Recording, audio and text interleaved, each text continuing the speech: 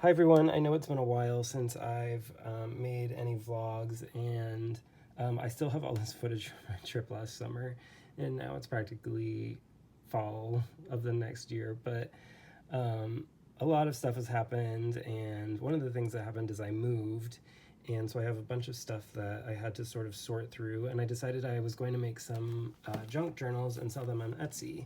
So I wanted to show you what's in this first one. They're all made of old record album covers that I had. This one's from Flock of Seagulls, so it's like a pretty thick cardboard cover, and like I said, it's from a Flock of Seagulls album, and it's held together by a stretchy rubber band, so all the pages come out. There's also actually this thread is holding in the craft folder that's in the back. And this is made out of a book I have that was given to me actually about the Sex Pistols. So I made a craft folder about that, and in there there's some washi tape samples from some of my washi tape, and this one of these little like crafty cards that you get at Michael's, and some washi tape. There's kind of like an August theme. I didn't put anything in the cover, really, like it's really kind of made so that you can do whatever you want with it, but if you wanted you could put this August on the cover, or I have these two little speech bubbles, and I think that August will fit like right on a speech bubble, so you know this little bird could be saying like August if you wanted.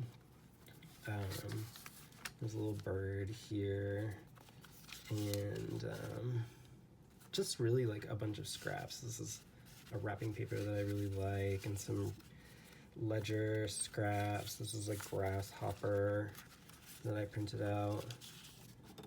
This I don't really know what it is. I'm calling it the amorphous blob of fear, from a podcast I listened to recently.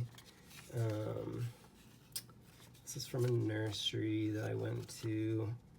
Also this like clear plastic thing is from a coffee bag or whatever. And then in here there's some little cutout flowers that you can glue together and fold if you want. And these are cut out from an AARP magazine, on an article about cold soup. Because where else are you gonna find an article about cold soup besides AARP? I got it at the laundromat actually, because now I have to go to the laundromat. My new place doesn't have a washer and dryer. So yeah, this is held together by a string. It can come out if you want. All of the pages can totally come out, or you could keep it just as is and use it as a journal. Here's another page from that Sex Pistols book that I have, and like I said, there's kind of like this August theme, so that page says August on it.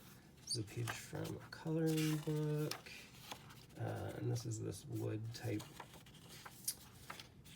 paper that I thought was kind of nice. And I've been kind of messing around with watercolors. This is a watercolor page and a little bird paper clip. This is from an old tarot journal that I never finished. Here's more from that page of the nursery that I went to. This is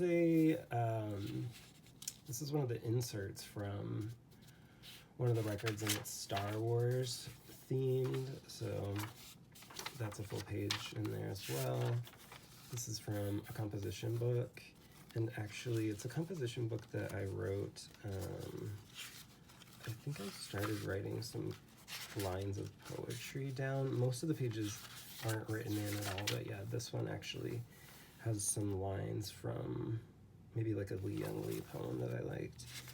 I think this is called like vellum paper. You can see it's kind of like see-through. I don't know if you can tell if it's see-through on here.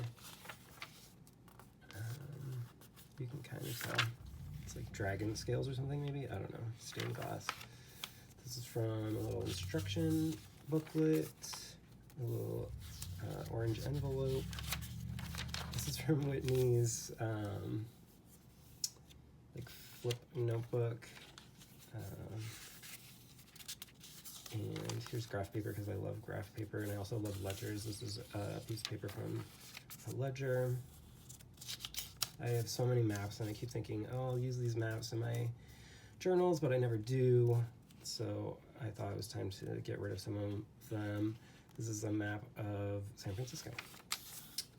This is this really nice gray paper that's kind of like really soft. I don't know, maybe it's meant for charcoal or something, I'm not really sure.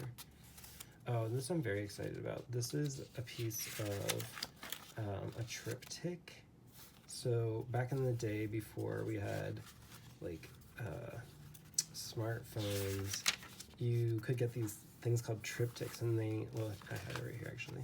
They're like these flip books. The first page is like covered up, but it tells you like the first page is where you go, and it's like literally highlighted by some employee in orange, you know, and then if you flip open, this is like a bigger picture of that. And this is a triptych from somebody that took a trip from quote home, which it looks like it starts in like Worcester, or I guess Boston.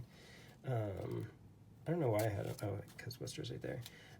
So really like close to my home, and then they're going to Orlando. I can only imagine they were going to Disney World or something, but I don't know. So then like this is the next step, and the next step, and it tells you like different things that might be in the area, and you could, if you were a AAA member, you could order these and they would send them to you before your trip. This is like this one is from I think like 1992, and I'm pretty sure you can still order these, but they don't really look like that, quite like that anymore. Anyway, sorry I went on and on about triptychs, they're kind of cool. So anyway, that's that.